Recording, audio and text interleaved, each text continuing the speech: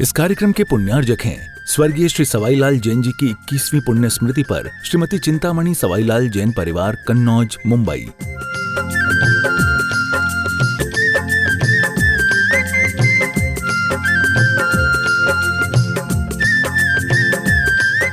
देवादिदेव 1008 आदिम तीर्थंकर श्री आदिनाथ भगवान की जय।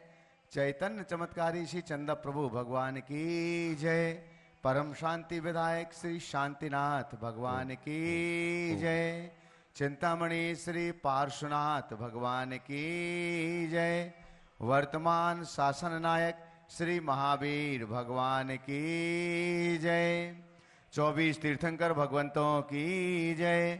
संत श्रोमणि 108 आचार्य गुरुवर श्री विद्यासागर जी महामुनिराज की जय। आचार्य श्री समय सागर जी महाराज की जय। गुणायतन प्रणेता, शंका समाधान प्रवर्तक, भावना योग जनक, तरुणाई के प्रखर वक्ता पूज्य मुनिवर श्री प्रमाण सागर जी महाराज की जय। पूज्य मुनिवर श्री संधान सागर जी महाराज की जय। समस्त मुनि संघ की जय। मध्य प्रदेश की राजधानी भोपाल स्थित अवधपुरी, जहाँ पर आचार्य भगवान श्री विद्यासागर जी महामुनिराज के मंगल आशीष की छांव तले पूज्य मुनिवर श्री प्रमाण सागर जी महाराज जी के मंगल आशीष और मंगल निर्देशन में श्री विद्यासागर आचार्य श्री विद्यासागर प्रबंध विज्ञान संस्थान तथा श्री विद्या प्रमाण गुरुकुलम संचालित हो रहा है। ऐसे दिव्य परिसर से आप प्रातःकालीन महाराज श्री की मंगल देशना का पावन पुनीत सौभाग्य प्राप्त कर रहे हैं। आप सभी का और पारस चैनल, आदिनाथ चैनल तथा प्रामाणिक अन्य डिजिटल माध्यमों से प्रातःकालीन मंगल देशना को सुनने वाले सभी दर्शकों का हम भावहीना स्वागत एवं अभिनंदन करते हैं। बंधुओं, जैसे कि आप सभी के लिए मालूम है, पूज्यवर मुनिषी प्रमाण सागर जी महाराज जी की भावना योग से नकारात्मकता का हल, यह दिव्य प्रवचन श्रृंखला चल रही है और यह एक लंबी प्रवचन श्रृंखला है जो 1 वर्ष से ज्यादा समय तक चलने वाली प्रवचन श्रृंखला है। जैसे कि आप सभी के लिए मालूम है, हिंदी के समस्त अक्षरों लगभग 40 से 42 अक्षरों के ऊपर और प्रत्येक अक्षर पर लगभग 10 प्रवचनों की ये मंगलमयी श्रृंखला है। अभी पूज्य महाराज श्री अ अक्षर पर आज अपना 8वां प्रवचन यहाँ पर प्रदान करेंगे। अभी तक महाराज श्री आप अ अक्षर के नकारात्मक बिंदुओं पर आप सभी के लिए सकारात्मकता से चलने के लिए प्रेरित कर चुके हैं, जिसमें अहंकार, असंतोष, अविश्वास, अवसाद, असहनशीलता, अधीरता और अनिर्णय जैसे महत्वपूर्ण बिंदुओं पर आपको सचेत कर चुके हैं, सावधान कर चुके हैं। और साथ ही ईश्वर के प्रवचन श्रृंखला की एक महत्वपूर्ण विशेषता है कि महाराज श्री अपनी मंगल देशना तो प्रदान करते ही करते हैं, साथ ही साथ में प्रैक्टिकल रूप में महाराज श्री भावना योग भी संपन्न करवाते हैं। और देश और दुनिया के लोग इस प्रवचन श्रृंखला को बहुत सराह रहे हैं कि हमारे लिए प्रवचन के साथ साथ में प्रैक्टिकल रूप में अभ्यास करने के लिए। और बंधुओं, लगभग इस अवधि में 400 प्रवचन संपन्न होंगे और 400 प्रकार का भावना योग भी आप सबके लिए करने के लिए मिलेगा। तो आइएगा हम महाराज श्री के पावन श्री चरणों में पूज्य महाराज श्री की पावन जन्म स्थली हजारीबाग से धर्मचंद जी विनायका, सुनील जी विनायका और जितने भी हजारीबाग से समाजगढ़ पधारे हैं वे सभी लोग यहाँ पर पधारें और पूज्य श्री के श्री चरणों में श्रीफल समर्पित करके मंगल आशीष ग्रहण करें। साथ ही आज हमारे बीच गोटे गांव श्रीधाम से अनिल जी जैन आज हमारे बीच यहाँ पर हैं, वे भी पधारें और पूज्य श्री के श्री चरणों में श्रीफल समर्पित करके मंगल आशीष ग्रहण करें। जो लोग श्रीफल चढ़ाते हैं अपने स्थान पर वापस पहुंचे ताकि दूसरे लोगों को अवसर प्राप्त हो सके। आप लोग अपना स्थान ग्रहण करें महाराज श्री के प्रवचन के लिए। जयपुर से हमारे बीच सचिन जी, जयपुर से हमारे बीच हैं प्रामाणिक समूह के। कोटा से सारिका जी हमारे बीच हैं, कृपया वे भी पधारें और पूज्य श्री के श्री चरणों में श्रीफल समर्पित करके मंगल आशीष ग्रहण करें। जल्दी दिल्ली से सौरभ जी जैन, दिल्ली से सौरभ जी जैन हमारे बीच हैं। पूज श्री के श्री चरणों में श्रीफल समर्पित करके मंगल आशीष ग्रहण करें। हाँ, दिल्ली से एक ब्रह्मचारी भैया जी भी, क्या नाम है? सलभ जैन, हाँ वो भी पधारे हैं। पूज श्री के श्री चरणों में श्रीफल समर्पित करके मंगल आशीष ग्रहण करें। ओम ओम थोड़ा थोड़ा सा थोड़ा सा जल्दी कर जल्दी ले, करिएगा, अपने स्थान पर प्रवचन का वापस समय हो चुका है, थोड़ा जल्दी करें। चलेगा। दोनों हाथों को जोड़िएगा। अपने स्थानों पर बैठ, अपने स्थान पर बैठे, थोड़ा जल्दी करो। आज जहां जहां से भी हजारीबाग से लगभग प्रतिदिन पूज श्री के श्री चरणों में दर्शनार्थी पधार रहे हैं और भी अन्य स्थानों से दर्शनार्थी पधारे हुए हैं। आप सभी का यहाँ पर स्वागत है। दोनों हाथों को जोड़िएगा और हम सीधे सीधे पूज महाराज श्री के पावन चरणों में प्रार्थना करते हैं मंगल आशीष वचनों के लिए। हे महाराज श्री, नमोस्तु नमोस्तु नमोस्तु।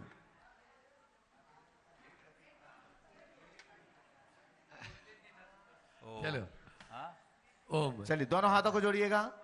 चलिए सभी लोग अपने दोनों हाथ जोड़ ले और मेरे साथ महामंत्र के स्मरण के लिए अपना मानस तैयार करें।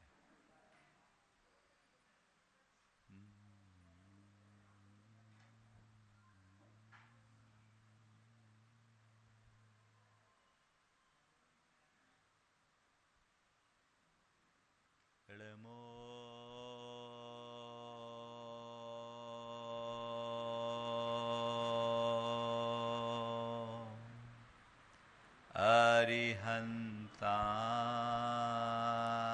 अरिहन्ताणं नमो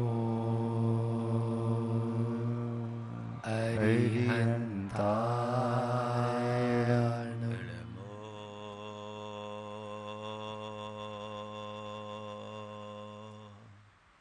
सिद्धाणं नमो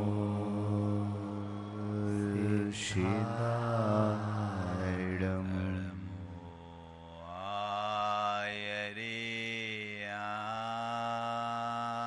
आयर्याणं नमो आयर्याणं नमो उवज्झायाणं नमो वज्रायाणं नमो लोये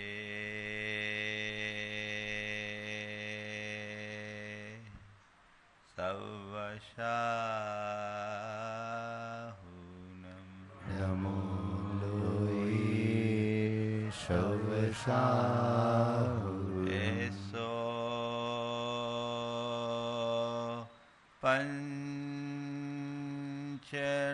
पंचनमोयारो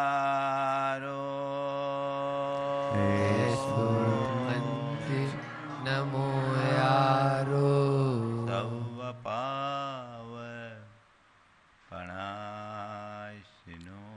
सर्वपावपणाशिनो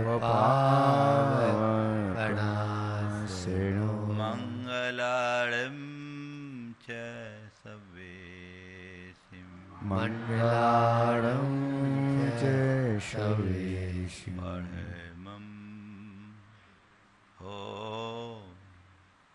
मङ्गलम् परमं होय मङ्गलम्। जय बोलो देवादिदेव 1008 श्री भगवान महावीर स्वामी की जय अहिंसा परमो धर्म की जय परम पूज आचार्य गुरुवर श्री विद्यासागर जी महाराज जय जय बोलो आचार्य श्री समय सागर जी महाराज की, पूज मुनिवर श्री प्रमाण सागर जी महाराज की, पूज मुनिवर श्री संधान सागर जी महाराज की, समस्त मुनि संघ की नमोस्तु।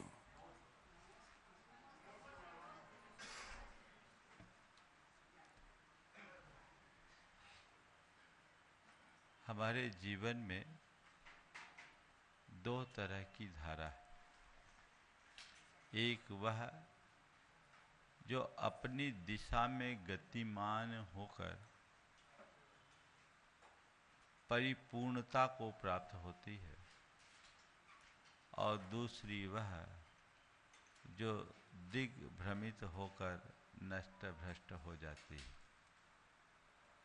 समझने के लिए जैसे नदी की धार बहती है,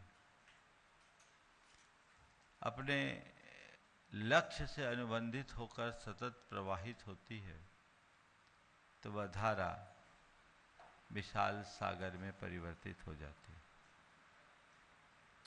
वही नदी की धार यदि कहीं एक जगह रुक जाती है, उसका प्रवाह बंद हो जाता है और वह नदी नदी न होकर एक पोखर के रूप में परिवर्तित हो जाती है। सतत प्रवाहित होने वाली नदी सागर का रूप धरती है, तो ठहर जाने वाली नदी पोखर में परिणत हो जाती है। हमारा जीवन भी कुछ ऐसा ही है। यदि हमारे जीवन में सतत प्रवाहशीलता हो, तो हम अपने इस क्षुद्र जीवन को विराट स्वरूप प्रदान करने में समर्थ हो सकते हैं। उसकी जगह यदि हमारे जीवन का प्रवाह रुक जाए, तो हम अपने पूरे विराट जीवन को यूं ही क्षुद्र बना लेते हैं। हमारे ऊपर है कि हम क्या कर रहे हैं। और इसके लिए हमारे यहाँ एक बात कही गई कि मनुष्य को आगे बढ़ना है तो वह कर्मशील बने, उद्यमी बने, उत्साह से भरपूर रहे, अपने जीवन के क्रम को सतत आगे बढ़ाने के लिए उल्लसित रहे, उत्साहित रहे। हम अपने अंदर झांक कर देखें, मेरे अंदर की परिणति क्या है। एक परिणति ये है कि कुछ भी हो, मुझे आगे बढ़कर अपने लक्ष्य को पाना है। और दूसरी परिणति है कि चलो जो हो रहा है होने दो। हम किस परिणति में बोलो? जो आगे बढ़ने के लिए उत्साहित होता है उसको बोलते हैं कर्मठ, और जो ऐसे ही बने रहता है उसको बोलते हैं अकर्मण्य। अकर्मण्य यानी निकम्मापन, निठल्लापन, निष्क्रियता, जीवन में जैसा उत्साह होना चाहिए उसका अभाव। हम देखें हमारी स्थिति क्या है। हमें अपने भीतर की अकर्मण्यता को पहचानना है। कहने को हम भले अपने आप को बड़े कर्मठ व्यक्ति के रूप में मान लें, लेकिन कई बार ऐसा देखने में आता है कि हम कर्मठ होने की जगह भी अपने अंदर अकर्मण्यता को पालते रहते हैं, जो हमारे जीवन के लिए ठीक नहीं रहता। जो काम करने योग्य समय में भी अपना कर्तव्य न करे, योग्य समय पर जो अपना कर्तव्य न करे, वह आलसी और अकर्मण्य कहलाता है। अपने मन से पूछो, मेरे द्वारा जो करने योग्य कार्य है वो मैं समय पर करता हूं या टाल मटोल कर देता हूं। दुनिया में जितने भी सफलतम लोग हैं, आप उनके जीवन में झांक कर देखेंगे तो उनके अंदर एक ही बात, काम करके ही दम लेंगे। और कुछ है, हाँ सब जो हो रहा है चल रहा है, चलने दो, उससे काम नहीं होगा। 4 सूत्र हैं जो अकर्मण्यता के स्वरूप को उद्घाटित करते हैं। सबसे पहला, अकर्मण्यता का अर्थ केवल शारीरिक आलस्य नहीं, मानसिक निष्क्रियता है। आलसी उसको बोलते हैं जो कुछ करना नहीं चाहता है, बैठा रहता है, निठल्ला रहता है।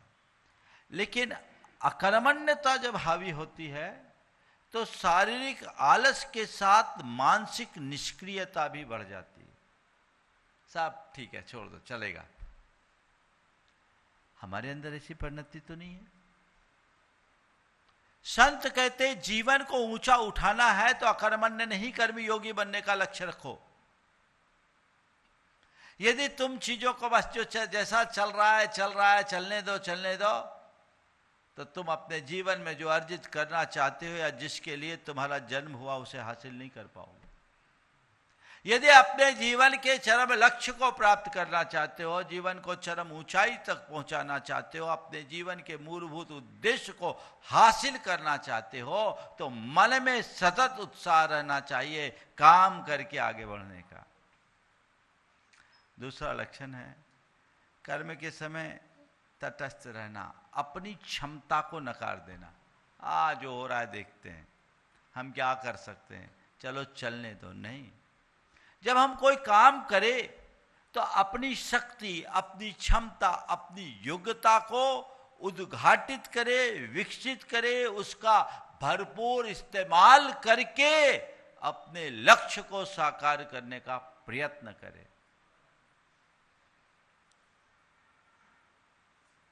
क्षमता न होना कोई बड़ी बात नहीं है, पर क्षमता के अनुरूप काम न करना बहुत बुरी बात है।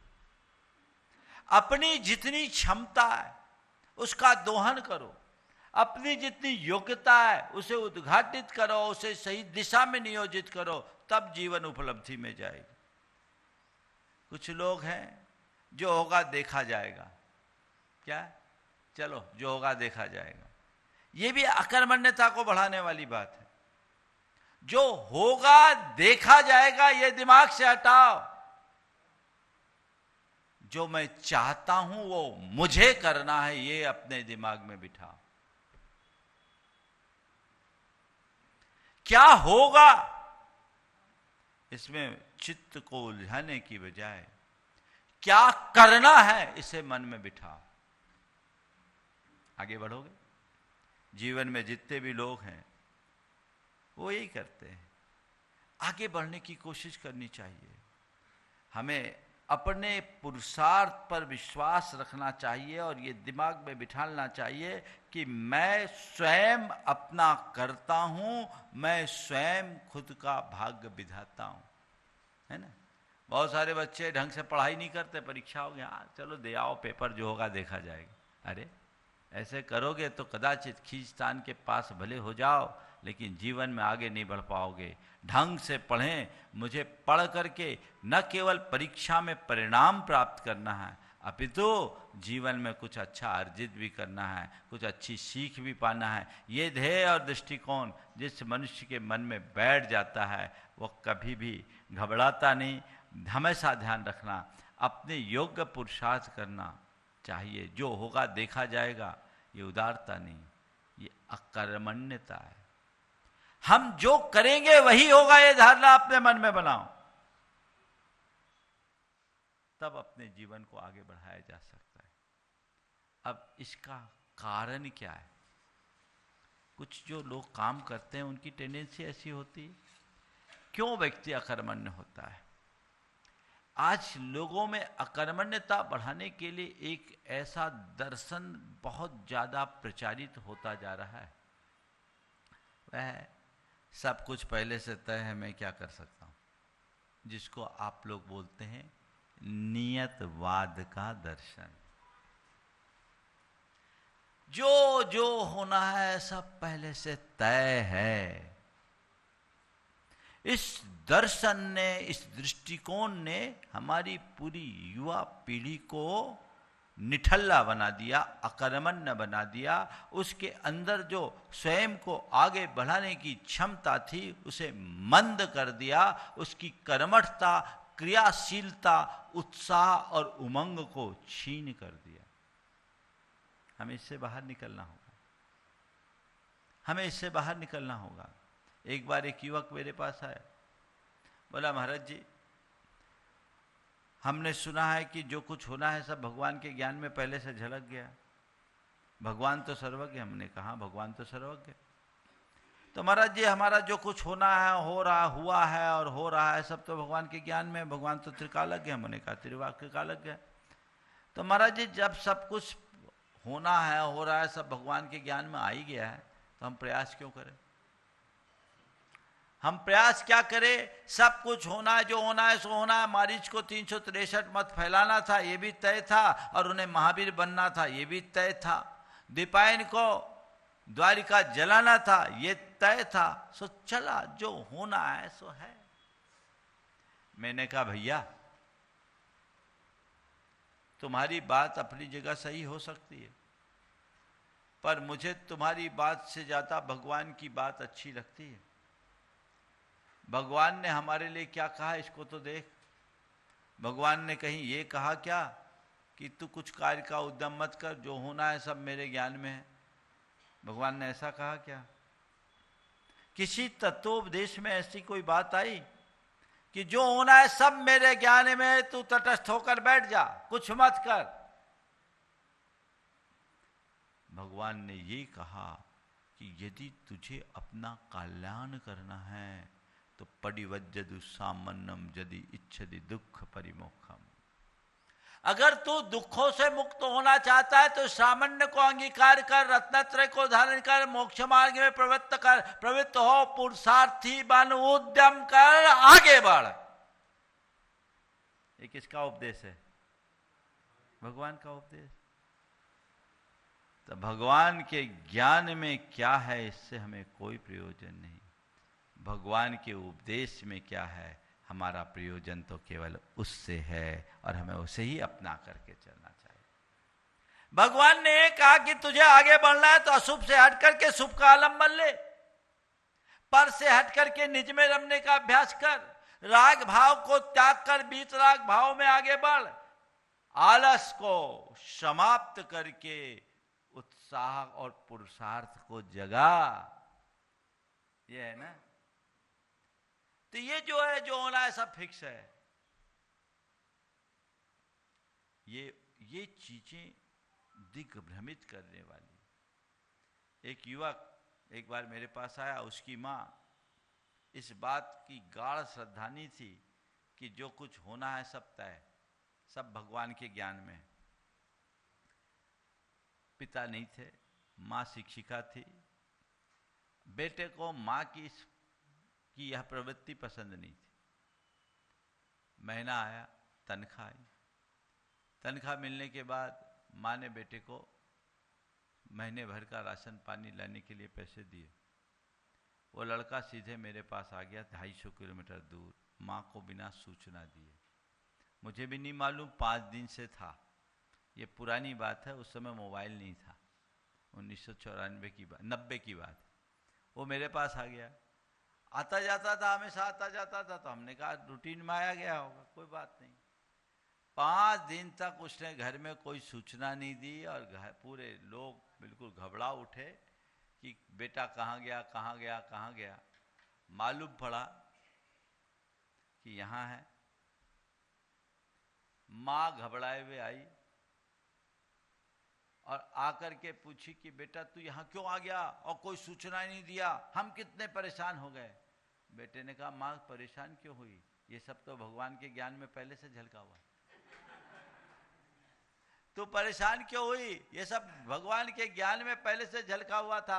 अगर तेरा इस पर श्रद्धान है तो तुझे रोना नहीं चाहिए था। मैं तो ये देखना चाहती थी कि तू ये बातें केवल शास्त्र की गद्दी में बोलती है या जीवन में भी उतारने। ओम केवल शास्त्र की गद्दी में बोलती है या वहीं से केवल शास्त्र की गद्दी में बोलती है या जीवन में भी उतारना चाहती है। यदि जीवन में उतारना चाहती है तो फिर ये दिखना चाहिए ना। ऐसे लोगों के लिए हमारे शास्त्रों में भी वर्णन आया। तोरणमल जी ने मोक्षमार्ग प्रकाशक में एक बड़ी अच्छी बात कही। किसी ने कहा कि जो कुछ होना है सब पहले से तय है, झमेले में क्या कहना, सब जैसे होनहार होगी तो होगा। तो उन्होंने कहा जब तेरा यहू श्रद्धान है तो किछु भी कार्य का उद्यम मत कर, तो खान पान व्यापार आदि में तो उद्यम करे। और यहाँ होनहार बतावे हैं, सो जानिए है तेरा साचा श्रद्धान यहाँ है नाही, झूठे मात झूठी मान आदिकते बातें बनावे। कह रहे भाई तेरा यही श्रद्धान है तो कुछ मत कर। तू खाने पीने में तो उद्यम पर विश्वास करता है, व्यापार में तो उद्यम पर विश्वास करता है, और धर्म के क्षेत्र में आता है तो होनहार का रोना रोता है। तो तू सच्चा धर्मी नहीं है, तेरा कंसेप्ट झूठा है। तू केवल धर्म के आवरण में अपने अभिमान को पुष्ट कर रहा है। मुक्त होइए, इस दर्शन से मुक्त होइए। फिर दूसरा कारण है कर्तृत्व का भाव। अरे मेरे करने से क्या फर्क पड़ेगा? क्या पड़ेगा? जो पड़ेगा वो मेरे से ही पड़ेगा। मेरे करने से क्या फर्क पड़ेगा, ये सोच हमें भटकाती है। धारणा ऐसी होनी चाहिए कि जो होगा मेरे करने से होगा, क्योंकि मेरा उद्धारक केवल और केवल मैं हूं। मैं पर का कर्ता भले नहीं हूं, पर निज का कर्तृत्व तो मेरे साथ है। और पर के कर्तृत्व में भी मेरी बड़ी भूमिका है। मैं पर के लिए निमित्त तो बन सकता हूं, वो प्रेरणा भी बन सकती है। आज बताओ, मैं और मुझ जैसे लोग आज यहां तक आए, ये किसके निमित्त से आए? प्रेरणा कौन बने? परम पूज्य गुरुदेव। अगर गुरुदेव का निमित्त नहीं होता तो हम यहां आते क्या? बोलो तो फिर बोलो, गुरुदेव ने हमारे जीवन को बदला कि नहीं बदला? बदला ना। तो फिर जब गुरुदेव हमारे जीवन को बदल सकते हैं, हमारे जैसे असंख्य लोगों के जीवन को बदल सकते हैं, तो एक व्यक्ति दूसरे व्यक्ति के जीवन को या एक व्यक्ति किसी कार्य को प्रभावित करने में सक्षम जरूर हो सकता है। मेरे करने से क्या फर्क पड़ेगा, यह अवधारणा गलत है। जब मैं कुछ करूंगा तो फर्क नजर आएगा, यह धारणा होनी चाहिए, है ना? फर्क नजर आएगा, यह दृष्टिकोण होना चाहिए। आगे बढ़िएगा तभी कुछ कर पाइएगा। ये भ्रांत अवधारणाएं खत्म होनी चाहिए, ताकि हमारे अंदर क्रियाशीलता आए, हमारे अंदर कर्मठता का भाव आए, हम अपने जीवन को कुछ और बेहतर बना पाए और बेहतर परिणाम दे पाए। तीसरी बात, कई बार भय और असफलता का बोझ मन में हावी हो जाता है। अरे कहीं गलत ना हो जाए, कहीं गलत ना हो जाए, इस भाव से आदमी कोई कदम ही नहीं बढ़ाता। अरे भाई गलत हो जाएगा, सुधारेंगे। एक बार गलत होगा, दोबारा होगा, तिबारा होगा। एक महिला जब रोटी बनाना शुरू करती है तो पहली रोटी उसकी खराब होती कि नहीं होती? और जब रोटी बनाना सीखी तब क्या होता, उसको बेलते समय उसको भारत का नक्शा बन जाए। लेकिन ये देख करके कि ये मेरे से रोटी नहीं बनती, सही आकार नहीं बनता, मैं नहीं बना सकती, और वो छोड़ दे, तो दोबारा कभी सीख सकेंगे क्या? सृजन तभी होता है जब हम विफलता का सामना करने के लिए तैयार और तत्पर होते हैं। कोई भी काम करो, स्खलन होगा, स्खलन से घबराओ मत। घबराना तब चाहिए जब स्खलन के बाद सुधार की संभावना खत्म कर दें। गिरने से डरो मत। डर और चिंता केवल तब करो जब गिरने के बाद उठ ना पाओ। गिर करके उठा जाता है, उठ करके आगे बढ़ा जाता है, दौड़ा जाता है, ऊंचाई पर चढ़ा जाता है। इसलिए इस बोझ को अपने मन से हटाओ। कई लोग हैं जो इन कारणों से अपने जीवन में कोई ठोस निर्णय और नतीजा नहीं ले पाते। एक सज्जन ने मुझसे कहा, महाराज जी हमारे पिताजी के पास पैतृक संपत्ति अपार, पर उनने अपने जीवन में कोई बिजनेस नहीं किया, तखत तोड़ा। क्या बोलते हैं? तखत तोड़ा, ये शब्द है, मैंने सब बैठ बैठ के खाए। इस कार्यक्रम के पुण्यार्जक हैं स्वर्गीय श्री सवाईलाल जैन जी की 21वीं पुण्य स्मृति पर श्रीमती चिंतामणि सवाईलाल जैन परिवार, कन्नौज, मुंबई।